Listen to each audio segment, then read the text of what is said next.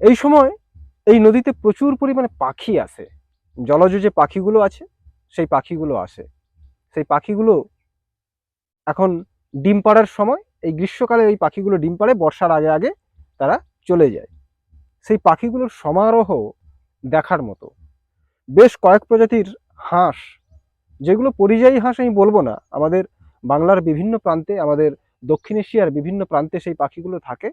এবং এই সময়টা তারা আসতে শুরু করে আমাদের এই কেলেঘাই যে জলাভূমিগুলো রয়েছে এবং কেলেঘাইর যে মূল নদী, যে বক্সর, সেই বক্সরগুলোতে তারা বাসা বাঁধে এবং তাদের ডিম ফুটিয়ে তারা আবার পুনরায় গন্তব্যে ফিরে যায়। সেই পাখিগুলোর সমারোহ কিন্তু এই বছর প্রচুর।